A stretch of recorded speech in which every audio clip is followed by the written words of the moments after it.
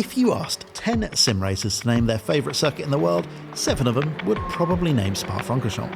Admittedly, I did make that up, but here's something I can prove with a little bit more repeatability. If you log onto the Assetto Corsa multiplayer server browser, there are 2 circuits that show up more than any other.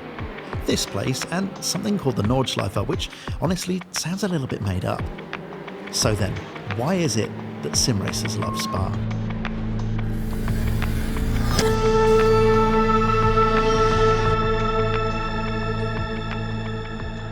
Hello fellow sim racers. In the previous videos in this series, I've taken a look at the Ferrari Hublot Esports Series competition, the 488 Challenge Evo, and last week I cheekily asked for your help to practice for these events. This, the final part then, is reserved, somewhat fittingly, for the revered location of this week's race, the last of the heats for the pro competition. So then, that leads me back to the question, what is it about Spa that attracts sim racers like moths to a lamp, like Game of Thrones fans to a fresh way to complain, and like motorsport fans to Spa? For me, it breaks down into 3 key areas.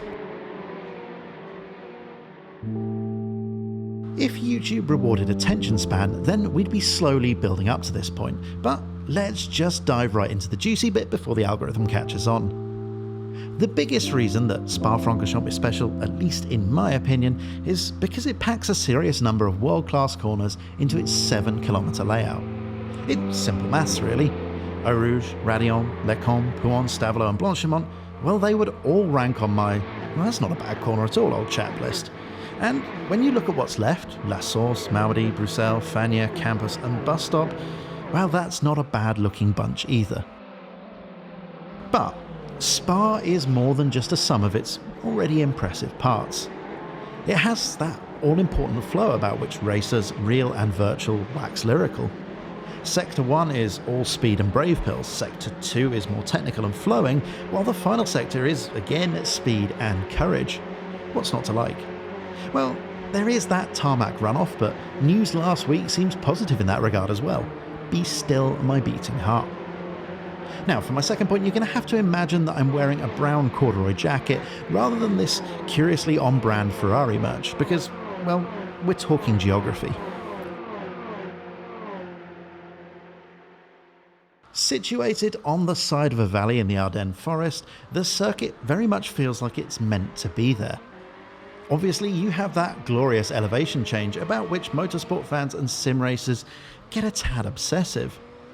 And if you've not had the chance to visit, let me assure you it's significantly more uppy-downy, that's a technical term, in person. From the circuit's highest point at Malmedy to the low point just before Stavelot is a descent of over 100 metres, or about 6.5 brontosauruses if, like me, you like to measure things using the Jurassic system. And the run up the hill from Eau Rouge through Raidillon, Kemmel to Lecombe and Malmedy Corner itself is almost as much, but over a considerably shorter distance. But it's not just the hilly bits that make this work. The roller coaster tycoon nature of the layout feels surprisingly natural, perhaps owing to the road course origins of parts of the layout, but realistically, because the tarmac really needed to follow the contours of the land for the most part. Add in the breathtaking forest backdrop and the can't make its mind up local microclimate, and you've got something really special.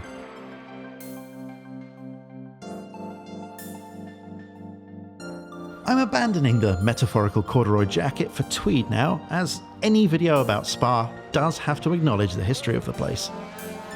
Of all of the circuits at the forefront of the world stage, Spa has probably been through the most changes, or at least the most significant.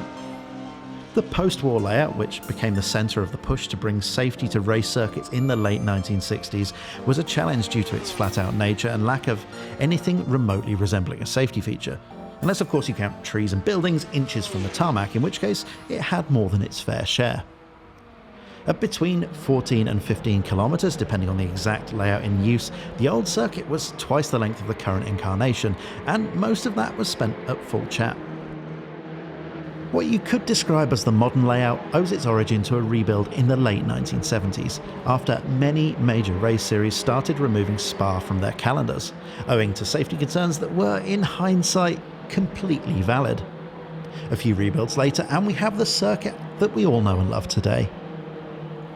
But the real history of Spa is in the racers, the races, and the moments both famous and infamous. Legends like Clark, Schumacher and Senna showed their star quality and came to dominate at the venue, while others like Beloff, Hubert and 46 other brave souls, luck ran out before they had the chance to reach such heights. Aside from the racers, every single race series seems to want to be here. From the biggest of the big, the F1s, WECs, World Sports Cars and European Touring Car Championships, to seemingly every national series that you could think of from outside of Belgium itself. Dutch supercars? Yeah, run them at Spa. The British GT Championship? Sure, Spa Francorchamps. That's just outside of Luton, yeah? In the real world of racing, everyone wants a piece of Spa, and it's no different for racing sims. Every sim, every game has a version of Spa, whether official or otherwise. Although it did take rather a long time to come to Gran Turismo. 7 out of 10 racing games include a version of Spa, and I did make that bit up as well, but I'd wager that there are more virtual versions of Spa in both original and rebuilt form than any other race circuit. If you're a great believer in the power of market forces, then this alone would seem to indicate that Spa is what sim racers want the most. And also there's that whole Assetto Corsa lobby thing that I mentioned earlier, if you're fine with a bit of horrendously cherry-picked data. So then, that just about wraps things up for this, the last of my Ferrari Hublot Esports series themed videos. If you're interested in catching the action from Spa this Sunday, then there are links in the video description to all the places you can watch the streams and to the Ferrari store who sorted me out with all this merch. So I guess all that's left to say is goodbye, thank you so much for watching, and of course, tune in on Sunday.